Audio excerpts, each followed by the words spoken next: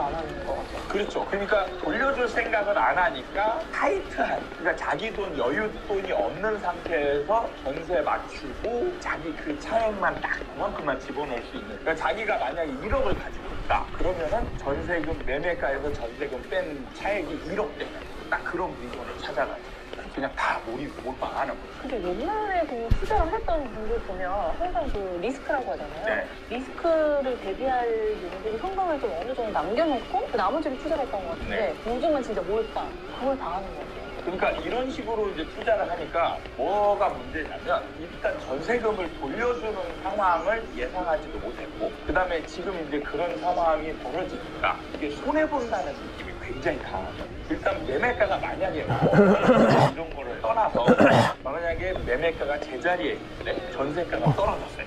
그럼 이 사람은 손해본다는 생각이 강하죠. 큰 차이가 없거든요. 이런 거는 매매가 어차피 수익이라는 건 매매가에 올라가고 내려가는 거에서 나오는 거고, 전세라는 사실 내 자산이 빚이 얼마만큼 있느냐 이 차이거든요. 그래서 오히려 전세금을 돌려주면 내 자산이 늘어나는 거예요. 그 집에. 물론 이제 뭐 이자라든지 이런 거를 약간 따지자면 약간은 손해일 수 있지만 정말 임차인이 힘든 거를 감안하고 그런 거를 고려하지 않고 자기의 그런 것만 생각했을 때는 그런 실익이 별로 없어요. 지금 소장님 말씀 들어보니까 그 접근하는 스타일이 진짜 다른 것 같아요. 소장님은 전세가가 떨어지면 그러고 내 자산이 늘어나는 거 아니냐 이렇게 보셨잖아요. 네. 근데 지금의 최근에 갭 투자를 하신 분들은 내 투자금이 많이 들어가면서 수익률이 떨어진다 이렇게 받아들이는 것 같아요.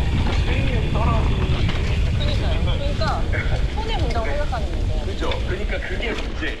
그러니까 나중에 팔고 나면 사실 전세가가 높으면 높을수록 나중에 전세금은 돌려줘야 되는 거잖아요. 그러면 매매를 팔았을 때 전세금 돌려주고 나머지 차익만 내 돈이잖아요. 그러면은 내가 수중에 얻는 돈이 전세금이 높을수록 내가 수중에 떨어지는 돈이 작아지는 거예요. 그렇기 때문에 사실은 이 돈을 뭐 받아서 지금 당장 투자하고 이런 게 아니면은 그냥 돌려줘도 되는 부분인데 그거를 죽으라고 안 돌려주려고 생각하는 거예요. 일단은. 그래서 지금 이 댓글에 올라온 사연처럼 일단은 제가 볼 때는 이분도 돈이 여유가 있진 않을 거예요. 대부분의 임대인들이 이렇게 연끌식으로 투자를 하기 때문에 전세금 떨어지는 상황이 되면 이제 있는 선에서 마련하려고 보다 보니까 그 1억 5천 떨어진 걸 다 줄 수는 없는 상황이 생기는 거죠. 그러면 이제 자기가 해결할 수 있는 범위 내에서 해보는 거예요. 시도를 해보는 거예요. 그러면은 5천 정도는 내가 이제 어떻게든 마련할 수 있다. 별로 이렇게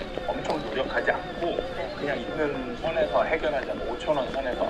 그러니까 이제 이걸로 제시를 하는 거예요. 근데 임차인은 당연히 이제 돌려받아야 되는 돈인데 안 돌려주니까 열받죠. 그러니까 이제 임대인한테 매도를 할 방법은 없겠냐. 못 돌려주면 매도라도 해야지. 돌려줘야 되는데 빚을 갚아야 되는 거예요. 안 갚으려고 하니까 그 부분을 돌려달라고 하는데 매도는 할 생각이 전혀 없고, 그런 다음에 내용증명을 보내는 행위에 사실 내용증명을 보내면 사람들이 대부분의 일반인들이 겁을 먹어요. 법적인 문제가 가능하다. 그렇죠. 이게 이제 소송의 전 단계이기 때문에 내용증명을 보내면 이제 소송을 갈 수도 있겠구나 하면서 겁을 먹어요. 그 전까지는 약간은 여유로 간다면 내용증명을 받고 나서는 타이트해지는, 겁을 먹으면서 어떻게든 또 노력해서 돈을 더 마련해보자 해서 이제 지금 어떻게 보면 5천만 원을 뭐 어디서 융통을 해서든 뭐든 이렇게 마련을 한 거죠.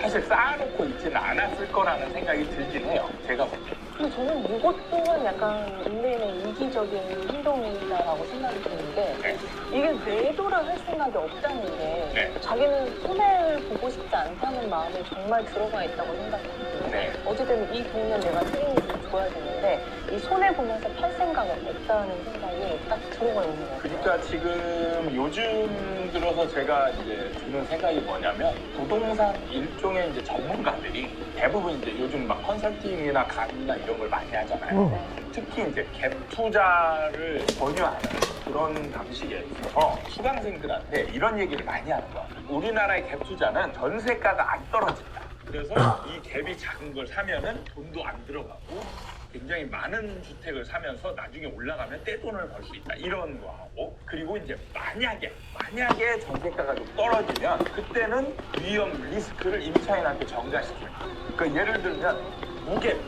무갭 투자를 막 하잖아요. 그러니까 최근에 나타난 전세 사기의 이제 대표적인 유형인데 무갭 투자를 한 다음에 전세가가 떨어져서 돌려줄 수 없는 상황. 그러면 이때 어떻게 하냐면 집을 포기해라 그냥. 그 임차인한테 넘겨라. 그렇죠. 그러니까 여기에 핵심적인 전제가 뭐냐면 이 투자자는 손해보지 않는다라는 거를 강조하는 거예요. 그러니까 어떤 투자든 어떤 주식이든 비트코인이든 뭐든 뭐 금이든 다 시세가 떨어지면 손해를 보게 돼요. 근데 갭 투자 같은 경우는 떨어져도 손해보지 않을 가능성이 많다라고 이렇게 얘기하면서 그렇게 가면 수강생들 입장에서는 완전 신세계인 거예요. 안 하면 답이 약간 네. 이렇게 되는 거예요. 그러니까 이게 손해볼 확률이 적은 아주 안전하면서 나중에 돈을 벌면 내 돈을 벌고 이런 식의 이제 투자법을 도입하다. 아이고. 안녕하세요. 생각을 안 하고 그러니까 매도나 이런 것 자기가 손해보는 행위를 안 하고 그다음에 이제 나중에 상황 이제 악화되면 그냥 임차인한테 이 집 네가 안고 가 이런 식으로 제안을 하는 거예요. 그러니까 지금 같은 경우는 아마 매매가와 전세가 갭이 좀 있을 거예요. 그러니까 이제 포기를 못하고 매도도 안 하고 포기도 못하고 전세금을 일부 돌려주는데 만약에 이 갭이 굉장히 강하다 그럼 이미 임대인은 아마 우리 집 가져가 이런 제안을 해요. 투자를 하는 데 있어서 손해를 보지 않는 게 정말 중요하긴 한데 이게 정말 당사자만 손해를 안 보고 주변에 있는 사람이 피해를 보는 거잖아요. 이런 거를 좀 약간 선생하는 전문가가 그렇게 얘기를 한다는 게 저도 참 그러니까 그 전문가들도 전세가 떨어지는 상황을 거의 경험을 못한 거예요. 그래서 자신 있게 전세가는 잘 안 떨어진다. 그럴 리는 없지만 네. 만약에 그리고 그러면 만약에 우리가 떨어져 본 적이 없으니까 뭐 약간의 이제 리스크 정도는 우리가 감안해야 되지 않냐 이런 식으로 얘기하면서 그런 리스크가 생겼을 때도 이런 어떻게 된다 이런 식으로 제안을 합니다. 이런 상승가는 게 그렇게 안 떨어졌어요. 전세가가 떨어진 적이 있었습니다. 네, 그게 근데 너무 짧았어요. 2017년 말쯤에 박근혜 정부의 이제 전세난이 끝납니다. 그런 뒤에 좀 인기가 없는 구축이나 빌라 이런 것들은 전세가가 이제 떨어지죠. 그리고 생각보다 많이 떨어져요. 네, 그런 뒤에 임대차 3법이 생겼어요. 그리고 임대차 3법 때문에 이 떨어지던 주택마저도 이제 전세가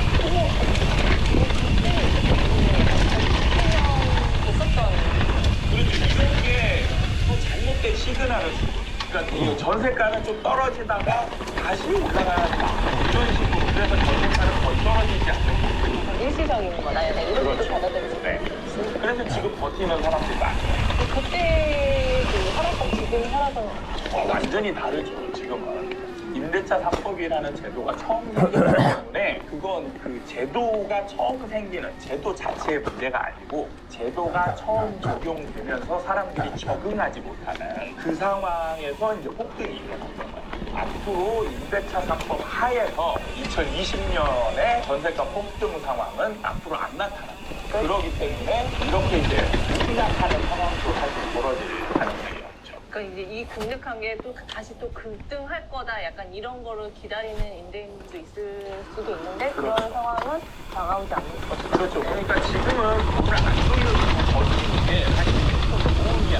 이제는 돌려줘야 돼. 그래서 그런 얘기를 임대인들이 지금 하고 있어야 됩니다. 그러니까 지금 아직 만기가 도래하지 않은 임대인들은 대부분 아마 꼭대기에 최고가의 이제 전세를 받을 상황이기 때문에 대부분은 다시 역전세를 맞았을 거예요. 그러면 이제 여기에 대부분의 임대인들은 안 돌려주고 어떻게든 지금 뭔가를 시도할 가능성이 많은데 그렇게 하지 마시고 전세금 돌려주시고 그 임차인들 어렵게 하는 상황을 만들지 마시라는 거예요. 그러니까 저는 안타까운 게 요즘 투자가 남을 죽여가면서 하는 투자법으로 지금 바뀌고 있는 게 남은 살면 된다. 그렇죠. 남을 고려하지 않는 특히 임차인을 고려하지 않는 옛날에는 투자를 하더라도 임차인을 고려하면서 이제 상생하는 투자 뭐 이런 식의 구조를 하지 않더라도 리스크를 서로 감당하려고 하는 투자법이었는데 지금은 리스크를 감당하지 않으려고 하는 정가시키려고 하는 나는 살고 너는 죽어라 이게 저는 사기와 똑같다라고 보는 거예요. 어떻게 하다 보니 누구 하나가 죽어야 한 사람이 살게 되는 시장이 돼버린 것처럼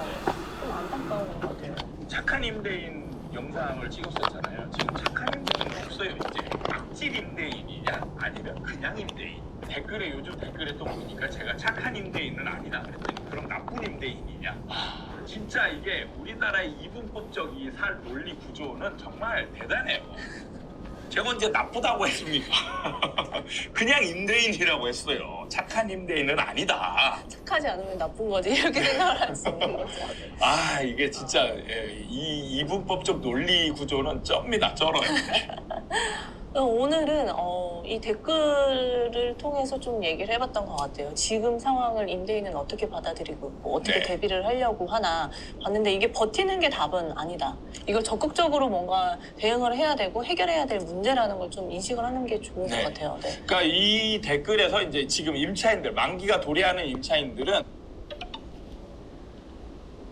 우리 집은 그렇게 많이 빠지지 않았어. 이렇게 생각할 수가 없다는 거죠. 청건이 안 되는 수준이면 거래가 없다고 보시면 돼요. 아파트 가격이 정말 자고 일어나면 5천만 원 올라가고 1억 올라가고 똘똘한 한 채라는 프레임에 굉장히 많은 사람들이 갇혀있는 것 같아요. 강남에 있으면 다 뭐 평당 1억을 해야 된다. 이렇게 지금 사람들은 생각하고 있지만 또 압구정 같은 데도 이제 재건축이 되잖아요. 그 가격이 사라질 수 있는 사람은 한정돼 있죠.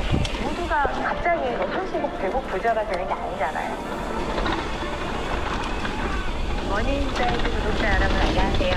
저는 하나감정평가법인에서 감정평가사로 현재 일하고 있는 박은정이라고 합니다. 저는 연세대학교에서 도시공학과를 전공을 했고요. 평가사로 일한 지는 20년 정도 되는 상황입니다. 예전에는 한국감정원 지금 한국부동산원이요. 여기서 14년 정도 일했고요. 한 4년 전부터 유튜브 채널을 제대로 해가지고 박감사 리얼라인 채널을 운영하고 있습니다.